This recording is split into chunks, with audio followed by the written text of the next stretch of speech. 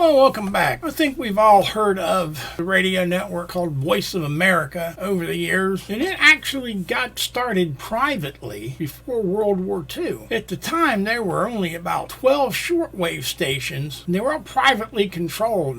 One's run by NBC as the White Network, broadcasts in 6 languages. CBS had their Latin American International Network, which consisted of 64 stations in 18 countries, and the now defunct Crosley Network of Cincinnati, as well as General Electric, which owned and operated WGEO, WGEA, which were both out of Schenectady, New York, and WGEI out of San Francisco, all shortwave transmitters. Voice of America wouldn't become a real thing until the week after December 7th, 1941, with the first broadcast from the San Francisco offices of KGEI, transmitting to the Philippines in English, with other languages to follow. Voice of America would broadcast to the Eastern Bloc nations during the Cold War, but they ended a lot of those services around 2008. However, there's also Radio Free Europe, Radio Liberty. They still are active around the world. They still have a Russian service to this day, and they're probably the only way that the Russian people are getting any kind of accurate news about the war in Ukraine. And the Russian government feels they are a threat. In May 2021, the Russian government designated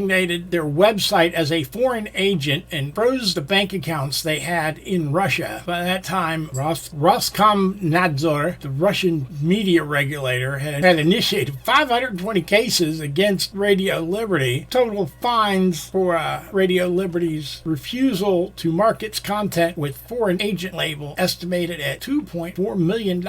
Radio Liberty didn't take it sitting down. They filed a legal case in the European Court of Human Rights accusing the Russian government of violating freedom of expression, freedom of the media. They broadcast all over the world. In September of 1980, they started broadcasting from Pakistan in the Dari language and in Pashto in 1982. After the invasion, they had studios in Kabul and had a multi-year contract to supply services within the country. Let's have a show of hands. Anybody think that the Taliban was actually going to honor that contract? No hands up. You're right. This is a press release from Voice of America. The takeover of VOA's FM and medium wave AM transmitters by the Taliban, breaking a multi-year contract, is a blow to the large audience that turns to Radio Asana for uncensored news and information. VOA broadcasts provide the people of Afghanistan uncensored perspectives and hope. They give ordinary Afghans a voice through call-in programs and discussion shows about subjects censored by domestic media. On VOA programs, topics range from increasing isolation of Afghanistan's current government and the second-class status of women and girls as a result of the Taliban's policies to the persistent economic failure that has diminished the quality of life in Afghanistan since the Taliban takeover. Many programs were anchored by women, said acting VOA Director Yolanda Lopez. Removing VOA from the domestic airwaves will not silence us. It will only increase the importance of serving the captive audience inside of Afghanistan. VOA broadcasts currently reach 7.3 million adults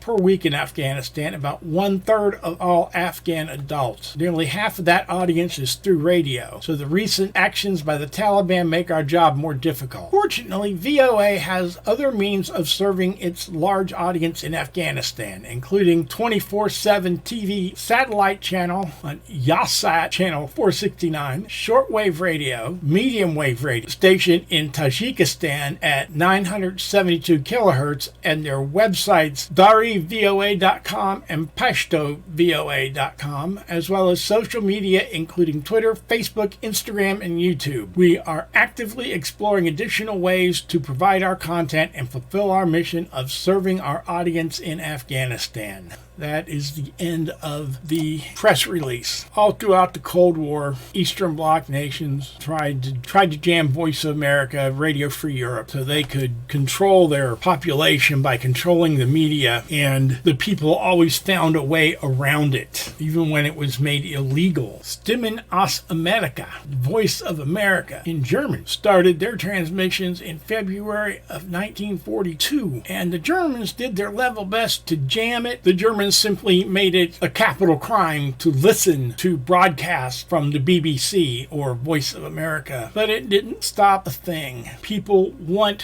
to know what's going on on. They want, if not the truth, at least the other side of the conversation, which is being presented by their local government propaganda. And Voice of America, Radio Liberty supplies that. Well, the whole thing, thumb up, down below, like, subscribe, comment. Y'all have a good one. I'll see you tomorrow. Goodbye.